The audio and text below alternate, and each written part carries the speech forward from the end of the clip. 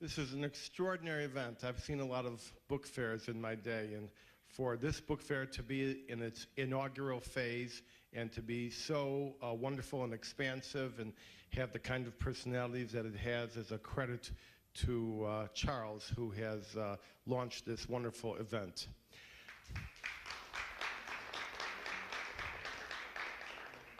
And the coffee's good. Today, I'm going to discuss my techniques, my investigative techniques in excavating history, especially in the realm of corporate misconduct involving genocide and the Holocaust. Many of you have heard about my books and heard me speak about my books, but now I'm going to give some of the inside story as to how I get those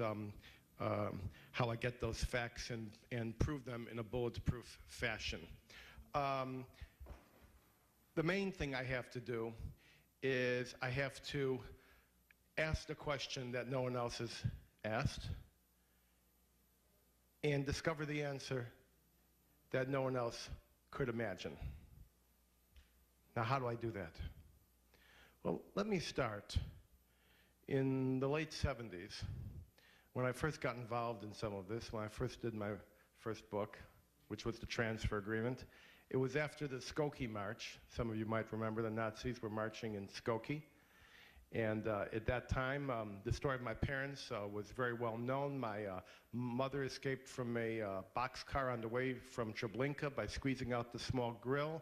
And my father discovered her in a mass grave when she was shot by local militiamen, and her leg was moving, and they lived in the woods for 2 years as partisans. So I thought that it was my duty, as one who survived, to explain and to understand and to help others understand how such a terrible thing could happen to the European Jews, and of course to other people everywhere, because as I have ultimately learned in my latest book, Banking on Baghdad, taking the history of civilization back 7,000 years, it's been bloodshed throughout all time. So when I was doing the transfer agreement, I'd been to Israel several times, and I had to ask myself, why are there so many Mercedes-Benz in Israel? And why are there so many German goods in Israel? And I asked a question no one else had asked. What happened to the money? Where did the assets go? And so I put a team of researchers together, and I discovered a forgotten rescue plan between the Zionist organization in Palestine and the Nazi Party that was hatched in the first days of the Hitler regime in 1933 that transferred some 55,000 Jews to Jewish Palestine, which at that time, of course, was before the state, in exchange for and in cadence with the sales of Nazi merchandise throughout the Middle East. And this was a historic and painful pact that forced the Zionist community to rescue Jews by selling Nazi goods and go against the established Jewish community and many in the world who were protesting Nazi Germany and boycotting Jewish goods. And so you couldn't protest Hitler and boycott goods and to save Jews by selling Nazi goods. And as those goods were sold, some $200 million worth of goods, much of those assets went into Palestine, into Jewish Palestine, and this was how Jews were saved. Their assets were put into a bank account. The bank account was liquidated, used to buy Nazi products, and as the Nazi products were sold, the Jews could come over to Palestine, and this helped create the Jewish state. Well, that was a very, very difficult story, and everybody was so angry with me because at that time, people were still coming to grips with the enormity of the bloodshed of the Holocaust. No one was thinking about the money. So I was about 20 years ahead of my time because now everybody is talking about what happened to the money. And then I came to my second book. And my second book is IBM and the Holocaust. And for this, I'm going to ask Susan to bring me some documents. Thank you, Susan.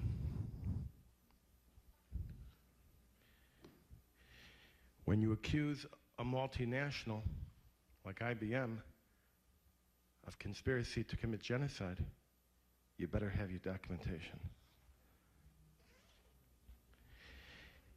And now I'm going to show you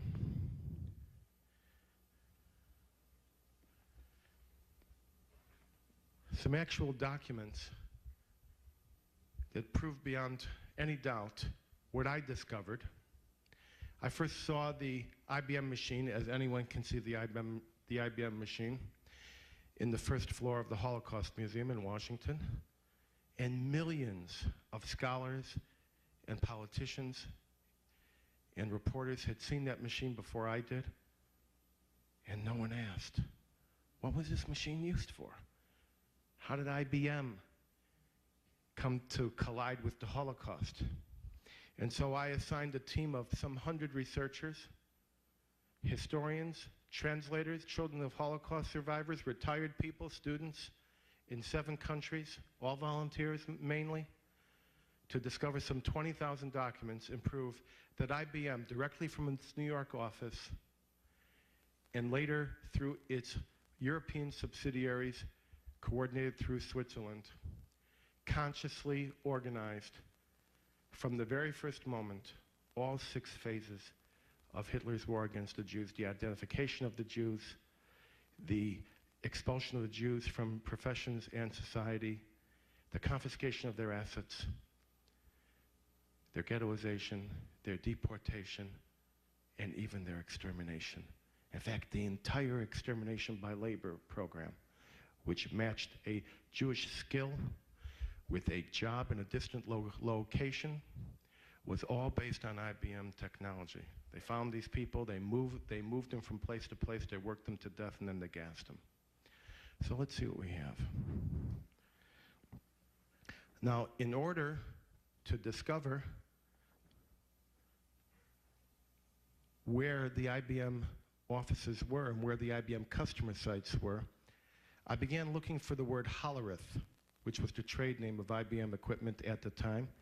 And here's a Polish concentration camp called Stutthof.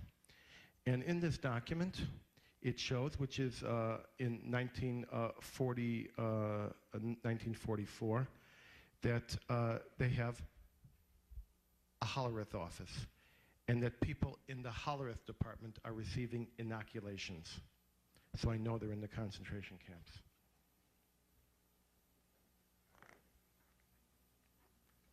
Here's Mauthausen, where there were 24 IBM machines sorting and indicating who would be transferred to where, and who would be worked to death, and who was being gassed and who was not being gassed. And these are all typed written, but each one is stamped with the words Hollerith Erfasst, registered by Hollerith machine. So here's how it worked.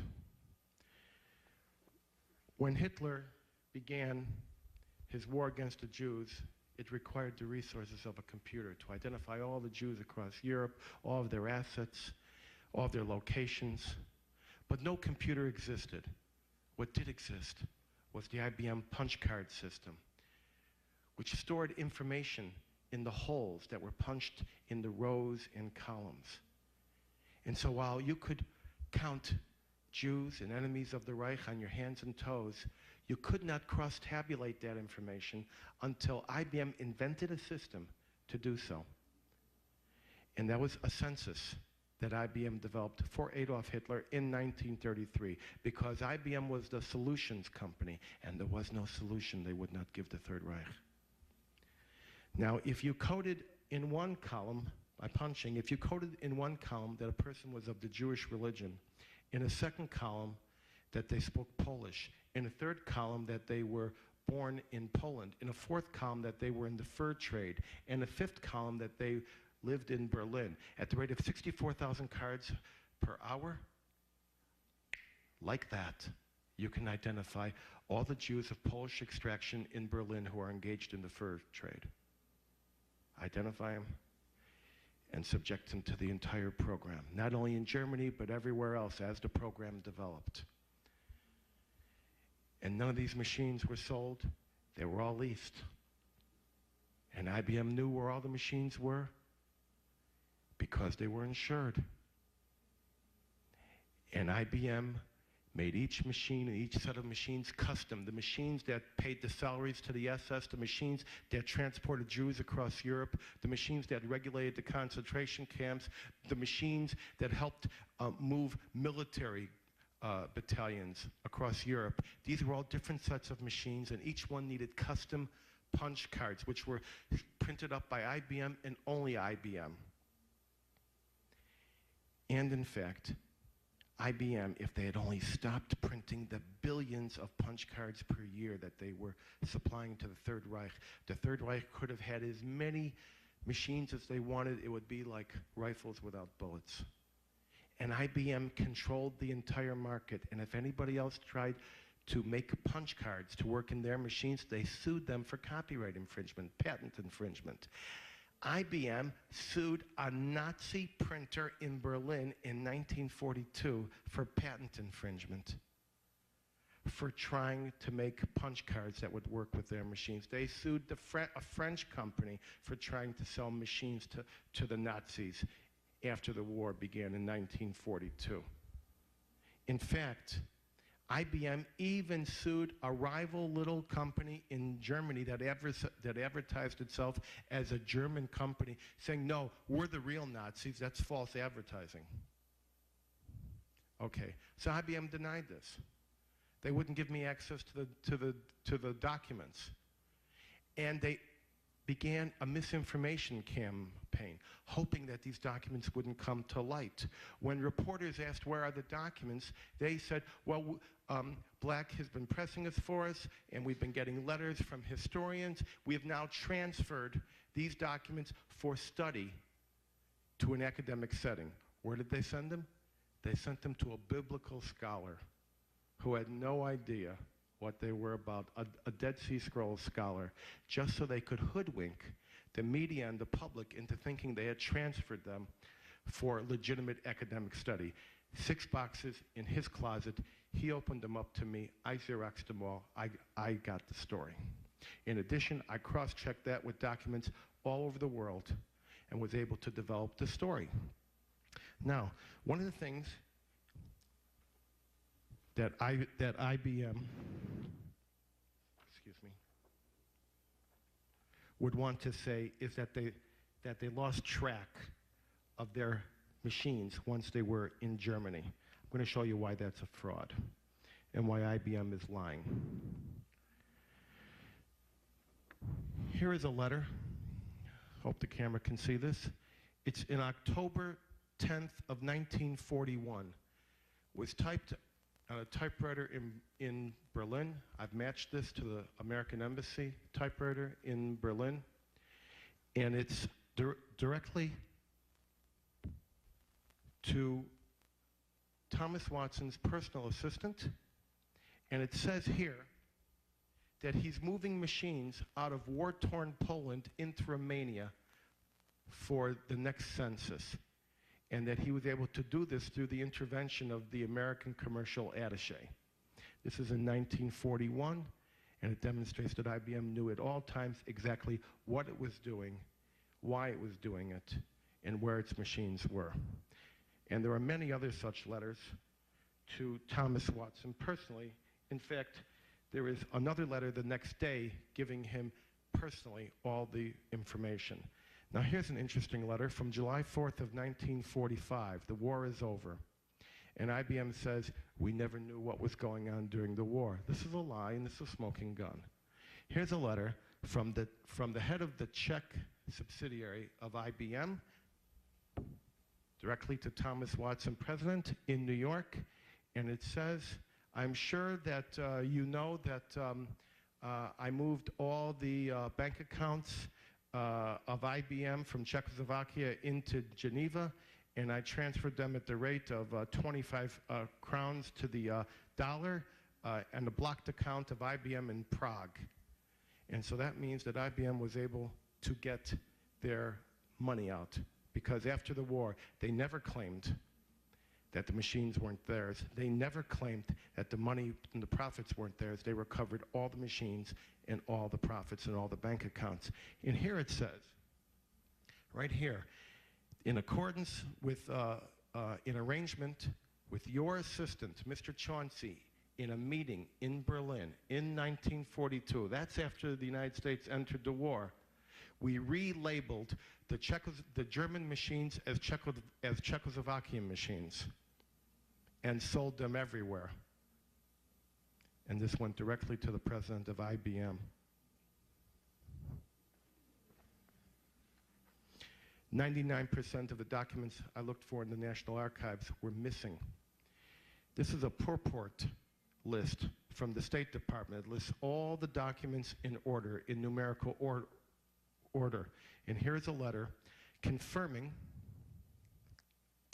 that, that the IBM manager in Switzerland wrote a letter to the IBM manager in Belgium and confirmed that Watson personally approved the policy of collaboration between French IBM and the Nazis.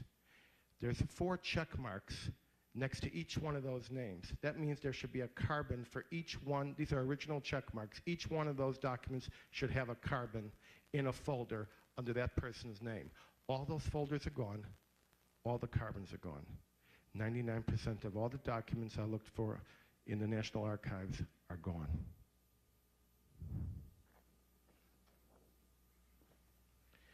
Why did this escape the view of historians? Well, for one, it's all written in hand. It's all typed. And you see, to do this business, you need to think like a criminal, which I do.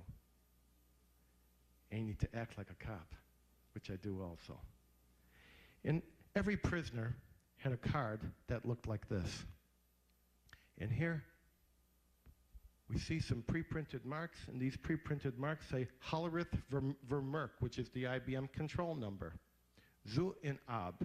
And here we see verschlüsselt. It means keyed in German. And it says Lochkart, which was the German word for punch card, Lochkart geprüft, operator 6. And we also see that there's boxes and numbers in these boxes. And up here, it shows a Kripo 2. Kripo is criminal police. It shows a Dachau as 3. So we go to the secret IBM codes for concentration camps recovered by the Third Army when they took over, and we see. Please turn off your cell phone. We see that Kripo was code 2. Gestapo was code 1. We see that Dachau, Auschwitz is 1, Buchenwald is 2, Dachau is 3. Now, what types of prisoners did IBM code? Well, IBM coded a Jehovah's Witness as a 2, a homosexual as a 3, a gypsy as 11, and a Jew was coded 8. Now, what was the status of these prisoners in these concentration camps? The Reich had to know that. Why did the Reich have to know this? Because although millions of Europeans of all nationalities and religions moved in and out of thousands of concentration camps, the one-day capacity of all concentration camps was only 375,000. That's traffic management. It's an IBM solution. So what did IBM decide? Well, let's go right here. Entlassen is released, code 1. Code 2 is transferred, number 2. Code 3, gestorben, is death by natural causes. Code 4 is execution. Code 5 is suicide. Code 7 is escape.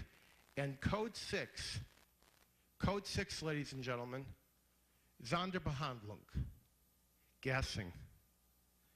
That means that an IBM engineer had to differentiate in a program between the Jews that were gassed, committed suicide, escaped, or died of starvation, had to print up the forms, had to code the machines, and had to instruct the personnel of how to correctly record this information. That's an IBM solution. And here is the Buchenwald camp, and here are all the people who were engaged in running the IBM data system. Some of these camps had machines, some just had cards, and some just had sorters. I won't bother you with the rest, but throughout these years, since IBM and the Holocaust first appeared in 9 countries, in 40 countries in 9 languages, on 1 hour, on 1 day, February 11th, 2001, IBM has tried to lay low, to say they don't have any information. They had all the information. They've been sued many times. None of that's going to matter, because IBM was not held to account during the Holocaust, shall not be held to account after the Holocaust, and will not be held to account today. Even though the Gypsies in Geneva have recently succeeded in getting a Supreme Court ruling that IBM must stand trial for its activities involving genocide, IBM can wait. IBM can stonewall.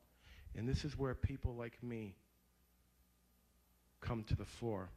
Historians ask for permission and start from there. I wait until they say no.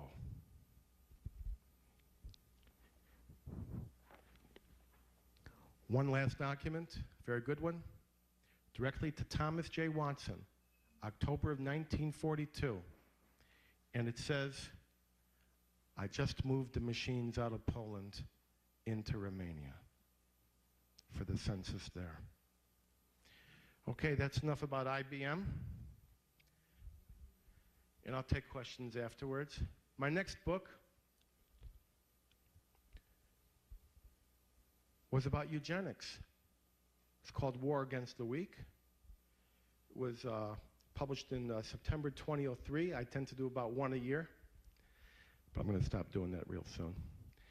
And one of the things that I noticed was that all this concept of the master race, who would live and who would die, was all based on eugenics, Nazi biology.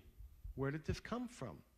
And then I noticed that a lot of these eugenic ideas were very similar to American eugenics, particularly here in the state of California, but also in dozens of states around the United States, including forced sterilization, hopes to eliminate millions of people, etc.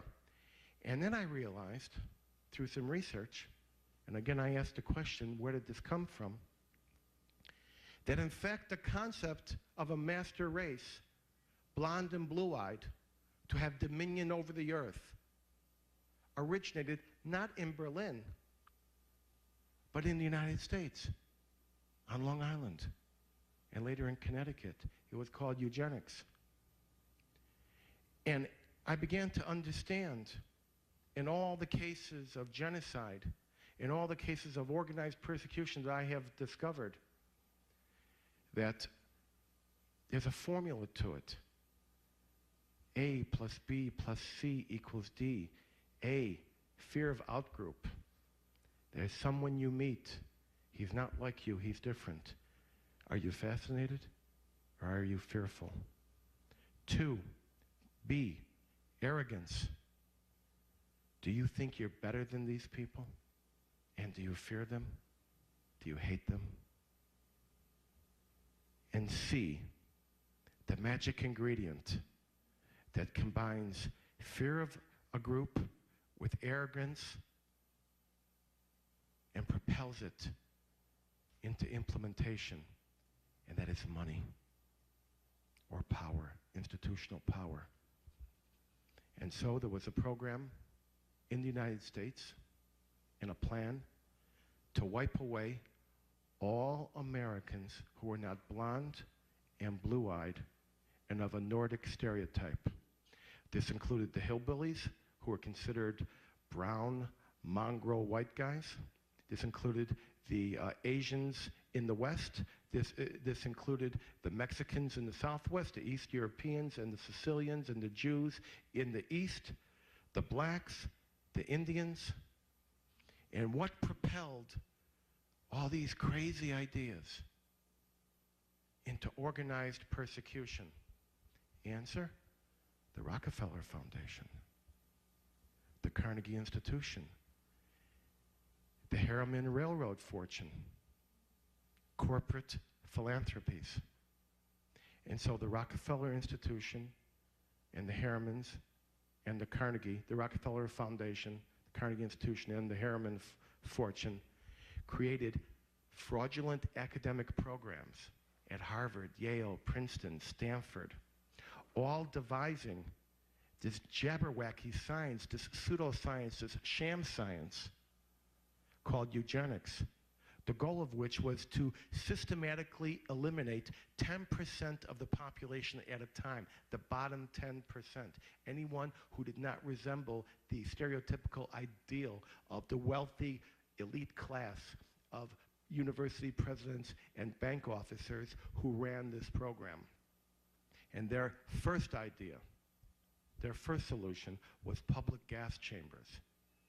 And this is in the first years, the first 11 years of the 20th century, years before Hitler came to power.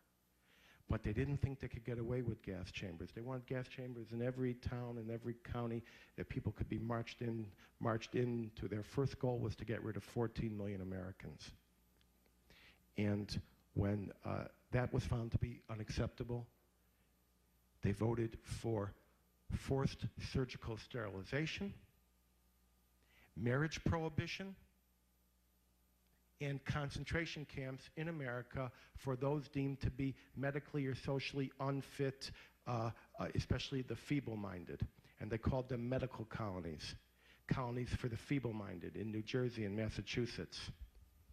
And so legislation was passed in 27 states, and 60,000 Americans were forcibly sterilized, mostly without their knowledge, and at any time, a third to a half of them were sterilized right here in enlightened California. This didn't start in Alabama or Mississippi.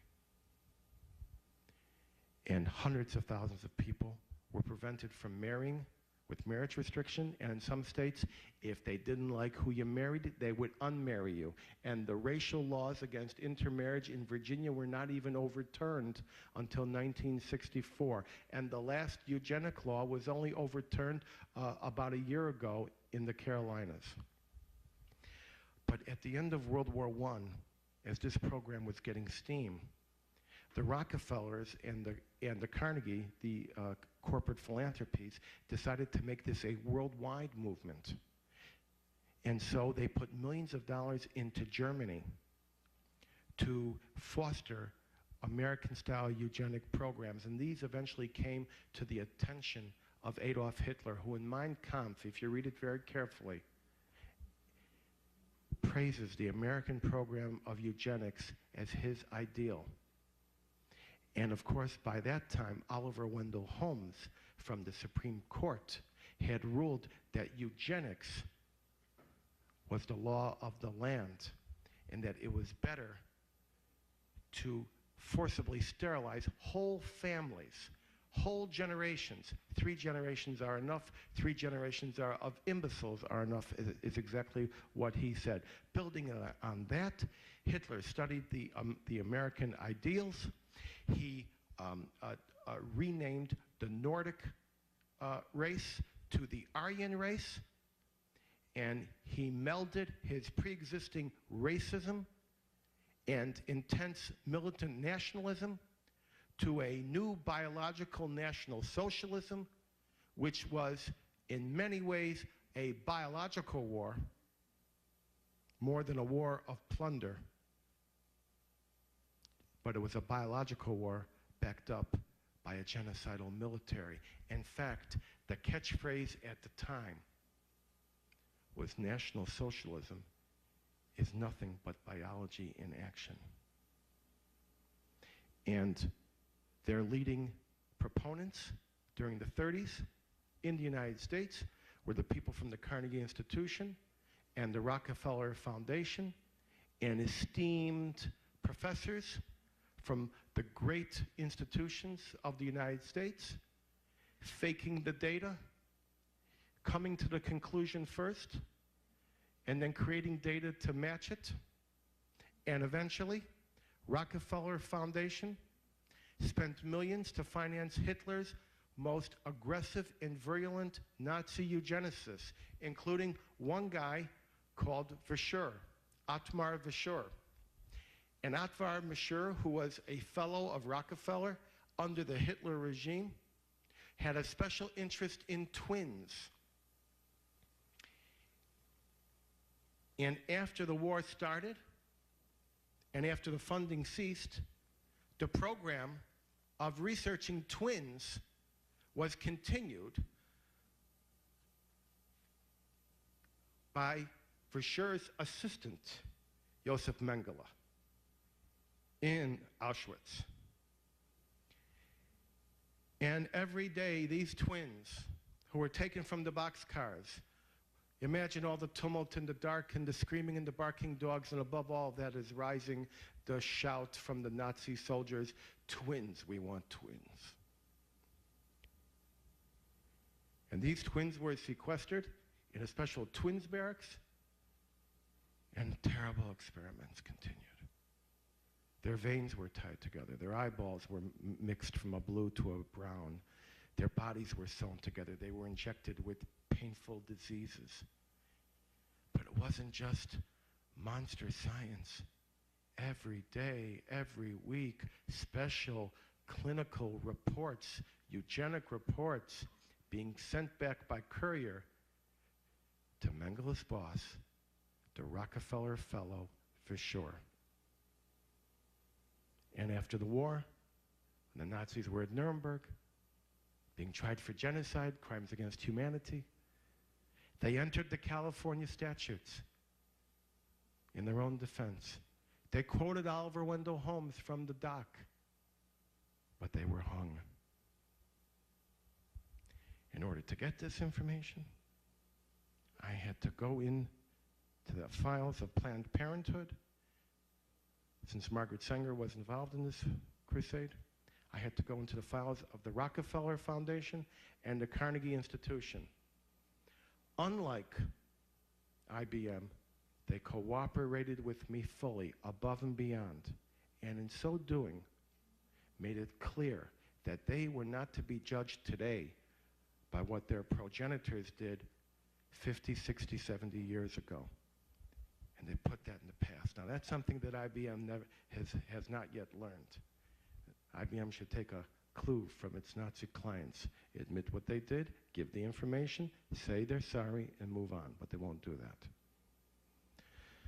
My last book, which was started approximately 6 days after the book tour finished on War Against the Weak.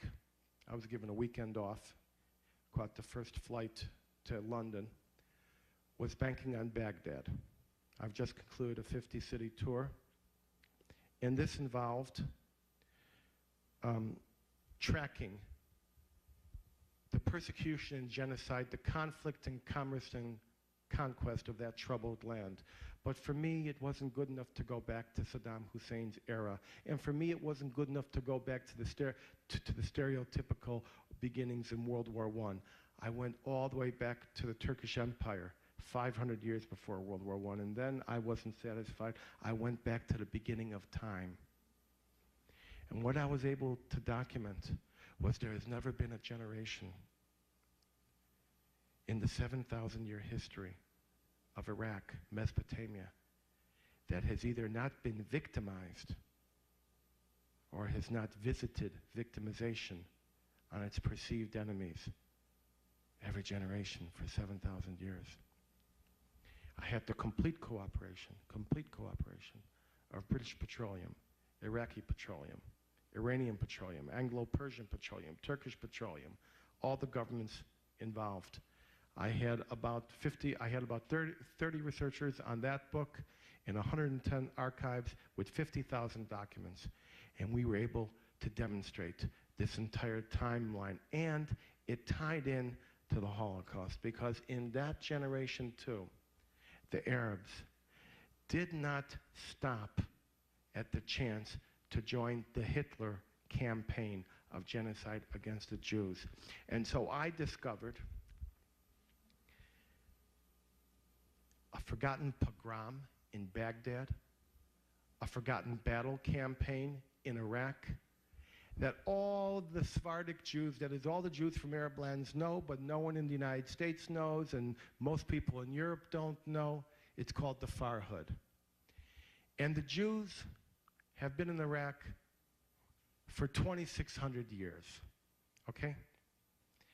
That is about 1,000 years before Islam, 1,000 years before the Arabs arrived there in the Arab conquest of the 600s, in which the Arabs swept out of the Arabian desert and subsumed the Eurasian population of Mesopotamia, which was Iraq. And Mesopotamia or Iraq only had two appeals to the West: geography and geology. Now, for geography, it was a midpoint between London and New Delhi. And so the British in the 1700s and 1800s set up shop there to move mail, to move goods, to extend their colonial empire. And in the last 150 years, the attraction has been oil. It's been a fatal attraction. And it is for this reason, and only this reason, that the West invaded Iraq in World War I. And I remember the words as I wrote them in the book in Banking on Baghdad. The Brits from the steppes of Baghdad in World War I said, our armies come not as conquerors but as liberators. And they set up oil states. There never were states in the Middle East. There were tribes, there were clans. There was governance from Istanbul, from Turkey, but there never were nations. And the Brits and the French created nations, created oil states, and then inserted their own friendly kings to sign on the dotted line to authenticate the oil monopolies that they had created for themselves. The famous Red Line Agreement, which has never been published before, but I got a copy of it. It's now in the book.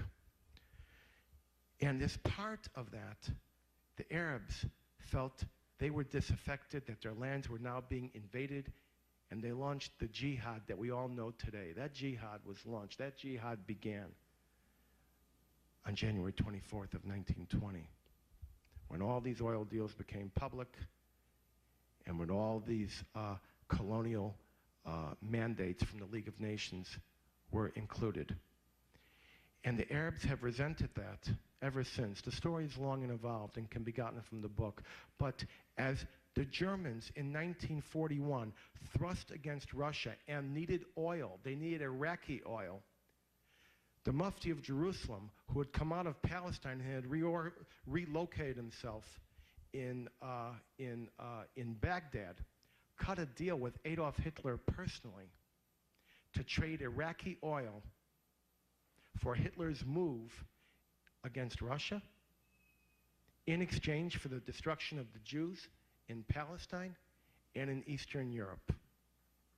And it almost would have taken place, except there was a frantic operation by the British, who sent Jewish prisoners like Moshe Dayan and Yitzhak Rabin and David Raziel up into Lebanon, into Syria, into Iraq, to help destroy the refineries and destroy the oil wells and the oil fields. At the very last moment, the oil fields and the oil infrastructure was saved. The Germans and the Nazis were ousted, but in the process, on June 1st of 1941, there was a massive pogrom against the Jews. There was no one in power for a period of hours as the British were on the outskirts of Baghdad, and the governor of Iraq was flying back in, and suddenly there was an outbreak of violence on a Jewish holiday, and the Jews were murdered, their homes were invaded, they were burned, their women were raped in front of them, babies were killed in front of their parents, people who are still alive today remember their friends with their heads being cut in half by hatchets. It was burning, looting, raping, and robbing for 2 days, for 48 hours, until the shoot-to-kill orders went out by the British and subdued the riots. And this has all been forgotten. But it didn't end there. That began a 10-year persecution that ultimately resulted in the expulsion of 100,000 Iraqi Jews out of Iraq, penniless, into Israel. And the same thing happened throughout the Arab world as the Hitler program of identification, expulsion, confiscation was replicated, and some 850,000 Jews were thrown out of the Middle East and out of the Arab Middle East and into Israel. And once again, this involved asking a question that no one was answering. We all went to Sunday school. We all know that the Jews were in Babylon. We all know that the Jews were all over the Middle East. What happened to those guys? The Iraqi Jews were Iraqis first and Jewish second and third. And their 2,600-year legacy came to an end as part of a Nazi program.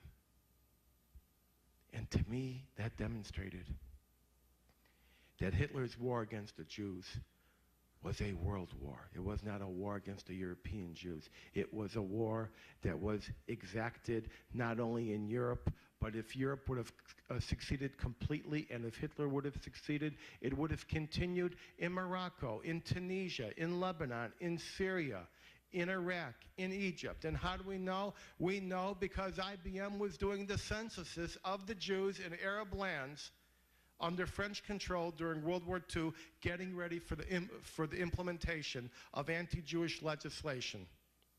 One step ahead. The only thing that stopped eugenics was the invasion of Normandy. The only thing that stopped Hitler from finishing the job against the world and all of mankind was the invasion of Normandy.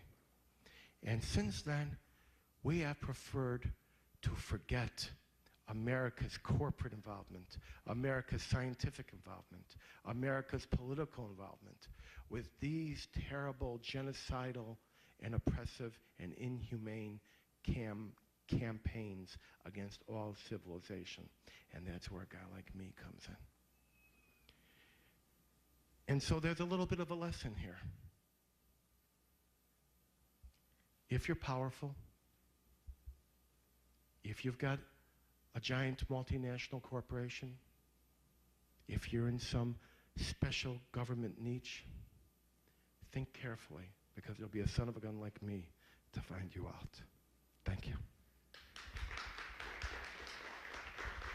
And now, I'll take any questions that you may have so we can get to as many people as possible, because we have limited time.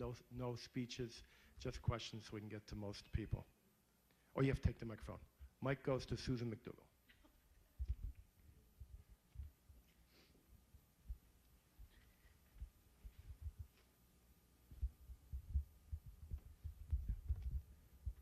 My question is, where did the money come from to fund all your researchers?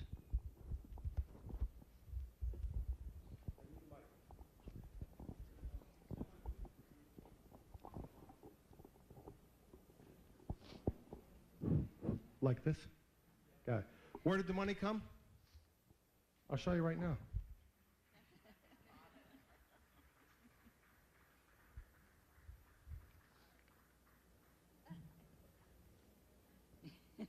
American Express, MasterCard, Visa. I don't take any funding. I don't take any grants. And I suggest to you that you must be very, very careful of the historians who are paid by the perpetrators to investigate their history. No one should take money from Nazi collaborators to investigate them. And so, this is big business now. Nazi collaborating companies are finding eminent historians and offering them massive fees to research their history in an exclusive arrangement and produce the results and keep this information to a large extent away from journalists like me. This must be stopped, and you must remember, whoever you are reading, ask, where did the money come from? In my case, the money comes from my credit cards. I'm in debt for every single book, and I'll be that way for many years and happy about it. The next question, sir.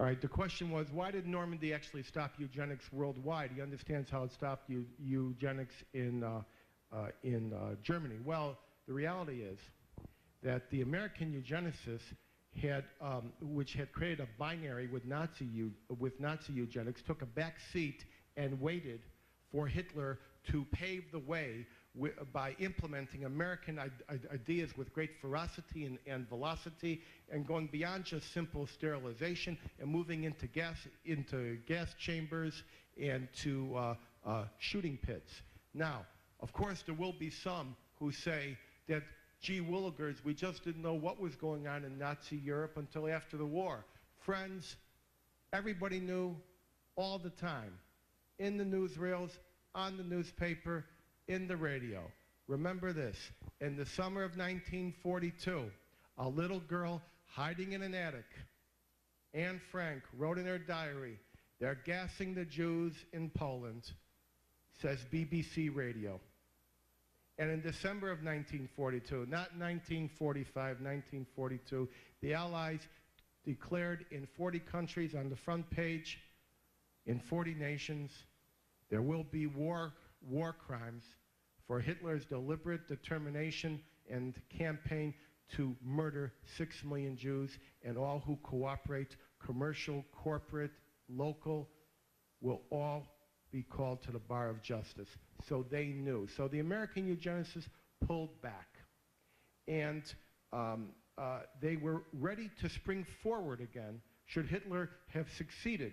But Hitler did not succeed. And now his program of concentration camps and mass murder in nation after nation, affecting not only the Jews, but the Gypsies and the Polish and the East European, were discovered, and they were now afraid to be eugenicists. They went underground, and they renamed their movement Human Genetics. Same doctors, same laboratories, same corporate funding from Rockefeller and Carnegie Institution, same bunch of guys, although human genetics now is, several generations later, is an enlightened science. But that's why I say, had Hitler not been defeated at Normandy, which is where half of his defeat started, eugenics would have prevailed. Remember, when Hitler said the master race, he meant the master race. And that master race would have linked up with the American progenitors, and that did not happen. Another question, ma'am. Yes, how do you pick your researchers? Do they have certain requirements? Do you use the same researchers? Are they from certain universities or? All my researchers are volunteers. I have a, if you go to any of my websites at edwinblack.com or any of those websites, you'll see a page for researchers needed. I get retirees, I get students, I get people with a great Jewish interest, I get anti-global people, I get people who are interested in domestic issues, historians, all types of people. We don't require them to be historians, because actually that's not a good way for a person like me, because I need the exact truth and I can't have it colored. And so their job is to be a mind reader. They are told what to find, and then they dig through many, many archives, and they locate all the documents. And from around the world, these documents flow into my office in Washington, and they're all categorized by archive, and then they're categorized by year. They're chronoed. We take every document. They're reviewed by volunteers. They see all the dates. They circle the dates. They put them one copy in every folder. And so I can, at any moment, take a folder from April of 1943 and see all the newspaper stories, all the letters, all the correspondence, everything that's going on. And then I maintain a footnote folder.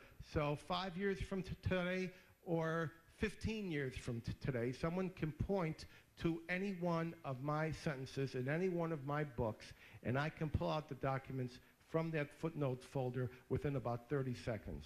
And that's why people like IBM have to lay low. I'm ready. You don't aim at these people without having the documentation to back you up. Question from Susan. Do you think that it was the organization itself? Because I'd never heard this before. I've always wondered why the German people did these horrible things. And was it the actual holding of the, you know, the lists and the numbers and the transfer orders and the actual documentation that sort of helped push all of them to do these things? No, it wasn't the science that caused the people to wish to implement this genocide. The way it worked is IBM went to its corporate customer, Nazi Germany, which was the biggest IBM customer outside of the United States during the war years. Thomas Watson, of course, got a 1% royalty on every dollar spent and received from Germany. And of course, all the managers had sales quotas. IBM would go to its corporate customer and say what it says today. What do you want to happen at the end of the day? And the Nazis would say, this is what we want to know. We want to know where all the Jews are. And IBM would say, this is how we're going to do it. So when you count Jews, you count them this way. And when you record their written census ballots, you record them this way. And it will be punched up. If we can't train you to do it, we will do it in-house. When they had to move the trains, IBM said, how do you want to be able to control your trains? And IBM set up punch card operations at all the train stations, or most of the main directions, to move the trains of Europe back and forth. And I interviewed the guy in Poland who actually was scheduling the trains going into Auschwitz. And so they came up with a solution for that. You know, even the Blitzkrieg, because remember, it wasn't just the Holocaust that IBM was organizing. IBM was organizing the military wing of the Third Reich. Even the Blitzkrieg, a lot of that was done by tank and mechanization, but a lot of it was done with horse and wagon, cavalries, horse-drawn artillery. But what they had was information technology. They knew what to deploy and where to deploy it exactly one. And so it was IBM that put the Blitz in Blitzkrieg. And so this was just a way to make it better, faster. And here's a good point for me to say, there always would have been a Holocaust, even without IBM, because in the East, they were marching the Jews out one by one and shooting them single file with machine guns and dumping them in tank ditches. But the numbers that we know of today, the astronomical numbers, the 6 million numbers, and the vast amount of carnage that was done in all of these European nations, that was the Holocaust. That was the Holocaust which was enabled by the magic of information technology. In other words, it was German innovation and American engineering. Question? Did the IBM also help record the confiscations of the Nazis? Yes, the question was, did IBM also record the confiscations? Of course, because IBM, the punch card was doing all the data management for the banks, for the savings and loans, for the welfare associations, for the insurance companies. They knew where everybody's assets were, who had a bank account, which members of which corporations were Jewish, and I might add, why did eugenics not succeed to the extent it wanted to in the United States? Because IBM was not involved. Why? Because IBM wanted to be involved, and they wanted to have IBM involved, but it began in 1911 and was done with pencil and paper and index card. There were too many hundreds of thousands and millions of index cards to jump to an IBM punch card system. Why did it succeed in Nazi Europe? Because IBM was involved, and they started from scratch, and IBM showed them how to do it and to make it successful. And one of those methods was the confiscation of their assets, and that's why you have the Aryanization program. That's why you have Jews who didn't even know they were Jews, who were baptized Christians, who thought that they were Catholic or Lutheran, finding out 2 or 3 generations before their grandparents were Jewish. How? Because IBM had a program to organize all the baptismal records of the churches, all the church records going back, all the marriage and death certificates. It was demographic information. And remember, the information age was not born in Silicon Valley. It was born in Berlin in 1933 with the individualization of statistics. That said, you should understand that the pilot program for the Nazi demographics card was done not in Germany, but by IBM in Jamaica in 1920 with the Carnegie Institution's Jamaica Race Crossing Project as the first step along the way to eliminating the existence of all black people on Earth. I looked at the two in the 2 books, and they are fundamentally of the same genre. And those documents are in War Against the Weak. You can actually see them. Question from this man. Thanks. Maybe I can explain a little bit what I want to ask, and then it'll be really brief. The history of Middle East is very complex, and you ended your talk with a rift between Jews and non-Jews in Middle East, therefore Jews and maybe Muslims. And I don't know if you could elaborate on that, but we have to consider the mandates, British mandate equal to French mandate in Middle East, and to take one step back, we have to go to Ottoman Empire. And Ottoman Empire, nobody had any, they were borders. And the question is? Well, the question is, I would like you to elaborate on a created rift between Jews and non-Jews in Middle East from the rest of European countries, because they were collaborators with Nazi Germany to get rid of the Jews in Europe. Okay. And the question is, but going back to the Ottoman Empire, the Jews and the Arabs were not at each other's throats, etc. Why don't I explain this? You're completely correct. It's exactly what I said. It's too long a story to talk about here. It's in the book, but I'll give you the shortened version. And the shortened version is this, that the Jews had dwelled in the Middle East for thousands of years, as you well know, and were considered dhimmis. That means they were second-class citizens, but they were a protected minority under the Islamic State, which for the 5 centuries prior to World War I was run by the Ottoman Empire, which is Turkey. And the Jews were fundamentally very well protected under the Ottoman Empire, and were the elite class in Iraq, the elite class in Egypt, the elite class in Turkey. They were of favor, so they were very, very protected. Now, all of this changed on July 24th of 1920. What happened is, in the run-up, during the years of World War I, the British had engaged the Arabs to fight against the Turks, the Arabs of the Arabian Peninsula. I'm sure you've all seen the movie Lawrence of Arabia. It's a very good primer. And the Brits began lying to the Arabs about what they would give them in terms of national recognition if they would cooperate against Turkey. And the Arabs began lying to the British about what they would do for them if they did this. And then the French and the Brits were lying to each other and about who would divide up what. They were all lying to each other. And that set up a a cavalcade of joint and mutual deception all over the Middle East. And during the post-war period, on July 24th of 1920, the jihad against the West and against the Jews began. Here's the scenario.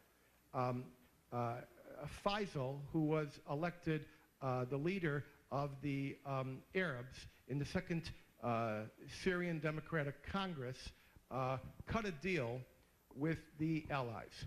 He was one of the victors at the peace table. And the deal was that the Jews could have Palestine as a Zionist homeland, and he signed a contract with Chaim Weizmann, the president of the Zionist organization, establishing this home. It's all typed up, and at the bottom it is written in Faisal's handwriting, "You'll get what you want if we get what we want." At the same time, he promised the British that they could have Iraq, because Iraq was really not in the crescent that the Arab national movement wanted to secure, and he knew that the British wanted Iraq for its oil. So what did they want? They wanted Syria. The Arabs wanted Syria. Syria had been, in many ways, an epicenter of the Islamic faith and the center of gravity of the Arab intellectual movement throughout the early years of the 20th century. And the French had Syria. And the British said, if we can get all that and all you need is Syria, it's okay. And the French said, not okay. And so, on July 24th of 1920, the League of Nations, which was an international body which was created by Britain and France for the sole purpose of remapping the world and setting forth its mandates, announced the following: that Iraq would be governed by Britain, that the Jews would get a Zionist homeland that they have been struggling for decades, having been one of the many displaced peoples of World War I, and that Britain would have a mandate over Palestine, and that the French, not the Arabs, would get Syria. Now, on that same day, July 24th of 1920, the oil announcements, the secret oil agreements of the Red Line Agreement, or the negotiations up to the Red Line Agreement, were announced, that France would get a pipeline across Syria going to the Mediterranean from Iraq, that there would be a second pipeline going to Haifa, and that the Brits would get the control of the oil, and the French would get control of the pipeline. On that same day, July 24th of 1920, the Zionist Conference in London created a Jewish fund to legally, under international law, purchase the lands of Jewish Palestine and of Palestine in general, to create the Jewish national home under international law, bearing in mind that there were no land rights in Palestine prior to the late 19th century, because the Sultan owned all the land until that time. On that same day, July 24th of 1920, 8,000 Arab warriors came out to meet the French, and were given a 24-hour mandate to get out of France, or Faisal would be killed. And Faisal fled, but a terrible battle occurred, and 8,000 Arabs on their horses and their camels, screaming and hollering with their lances and their rifles, were cut down and massacred en masse by the weapons of modern warfare, tanks, airplanes, modern machine guns, etc. And on that day, July 24th, 1924, a great jihad broke out all across the Arab lands, in Lebanon, in Syria, in Egypt, in Palestine, in Iraq. And Faisal said, we're not just a bunch of Arabs on camels in the desert anymore. We've got modern telegraph. We've got modern trains. We can move around. You'll hear from us. And from that point on, in the Arab mind, A great Satan was created in which the Jew, the Western oil imperialists, the Christian, and the European were all transmogrified into one great Satan, and this became a legacy. And one of the purveyors of that legacy was the Mufti of Jerusalem. He was just one of many, first in Palestine, and then in Syria, and then throughout the entire East European theater, because he helped organize SS unit, Einsatzgruppen units in Eastern Europe, etc. And that's the short version of the long story of what happened to our century and to these international relations as a result of World War I. I'll take one or two more questions and we'll call it a day. Yes? Were any other corporations prosecuted after World War II? Because obviously it seems you're picking on IBM a little bit, because there were corporations that made the gas chambers, that made the gas, that made the railroads, that made the boots, made the bullets. Are there other corporations that were prosecuted? Well, that's a very good question, so I'll try to answer. First of all the corporations that made the gas chambers, that made the bullets, that were part of that Nazi machine in Germany were all prosecuted. IG Farben, the Gusa, so they've all been prosecuted and have been paying reparations upon reparations upon reparations. Many of their leaders were hung, so they were. Now let's talk about what, it's not that I'm picking on IBM. As the book explains, there were about, and my previous book looked at Ford's relationship with Nazi Germany. But in IBM and the Holocaust, we make it clear that about 115 companies were engaged in trading with the enemy.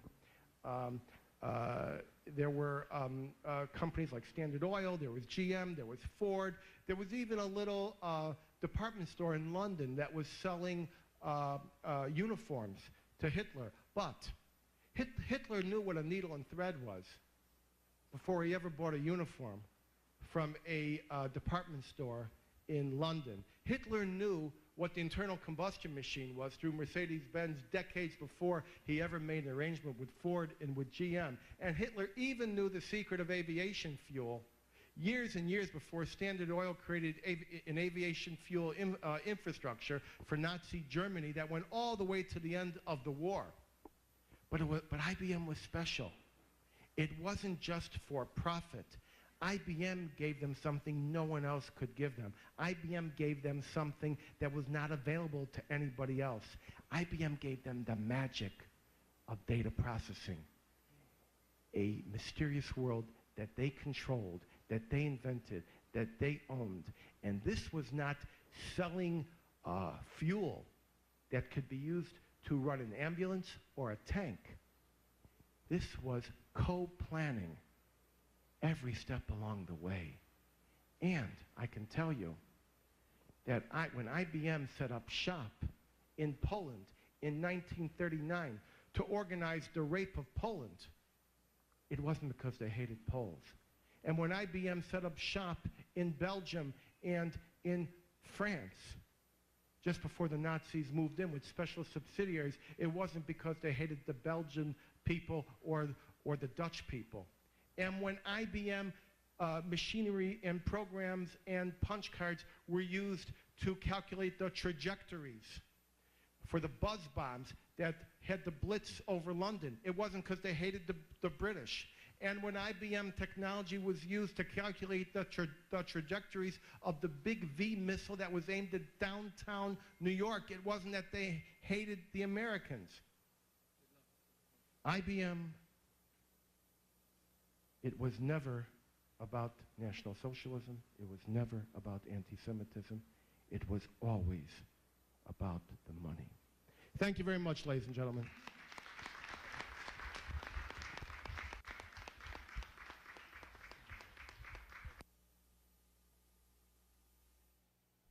Later today. Thank you, Susan.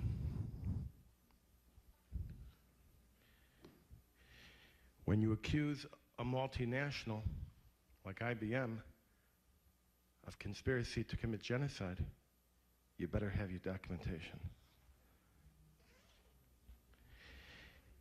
And now I'm going to show you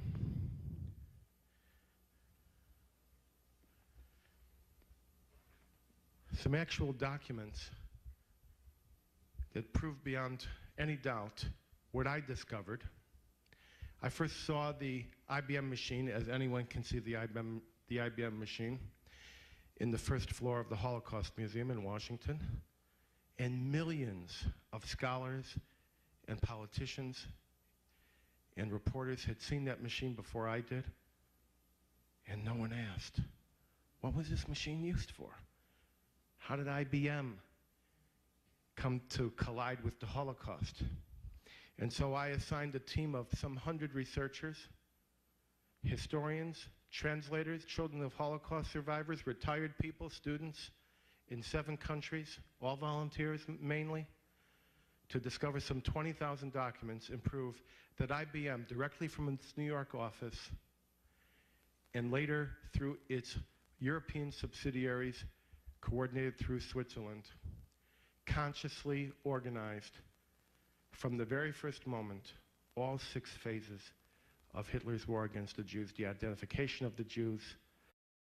This is an extraordinary event. I've seen a lot of book fairs in my day, and for this book fair to be in its inaugural phase and to be so wonderful and expansive and have the kind of personalities that it has is a credit to Charles, who has launched this wonderful event.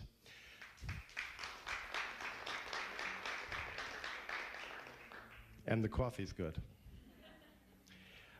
Today, I'm going to discuss my techniques, my investigative techniques in excavating history, especially in the realm of corporate misconduct involving genocide and the Holocaust. Many of you have heard about my books and heard me speak about my books, but now I'm going to give some of the inside story as to how I get those facts and prove them in a bulletproof fashion. The main thing I have to do is I have to ask the question that no one else has asked and discover the answer that no one else could imagine. Now, how do I do that? Well, let me start in the late 70s. When I first got involved in some of this, when I first did my first book, which was the transfer agreement, it was after the Skokie March. Some of you might remember the Nazis were marching in Skokie. And at that time, the story of my parents was very well known. My estate, in exchange for and in cadence with the sales of Nazi merchandise throughout the Middle East. And this was a historic and painful pact that forced the Zionist community to rescue Jews by selling Nazi goods and go against the established Jewish community and many in the world who were protesting Nazi Germany and boycotting Jewish goods. And so you couldn't protest Hitler and boycott goods and to save Jews by selling Nazi goods. And as those goods were sold, some $200 million worth of goods, much of those assets went into Palestine, into Jewish Palestine, and this was how Jews were saved. Their assets were put into a bank account. The bank account was liquidated, used to buy Nazi products, and as the Nazi products were sold, the Jews could come over to Palestine. And this helped create the Jewish state. Well, that was a very, very difficult story, and everybody was so angry with me because at that time, people were still coming to grips with the enormity of the bloodshed of the Holocaust. No one was thinking about the money. So I was about 20 years ahead of my time because now everybody is talking about what happened to the money. And then I came to my second book. And my second book is IBM and the Holocaust. And for this, I'm going to ask Susan to bring me some documents. The expulsion of the Jews from professions and society, the confiscation of their assets, their ghettoization, their deportation, and even their extermination. In fact, the entire extermination by labor program, which matched a Jewish skill with a job in a distant location was all based on IBM technology. They found these people, they moved them from place to place, they worked them to death, and then they gassed them. So let's see what we have. Now, in order to discover where the IBM offices were and where the IBM customer sites were, I began looking for the word Hollerith, which was the trade name of IBM equipment at the time. And here's a Polish concentration camp called Stutthof. And in this document, it shows, which is in 1944, that they have a Hollerith office, and that people in the Hollerith department are receiving inoculations. So I know they're in the concentration camps.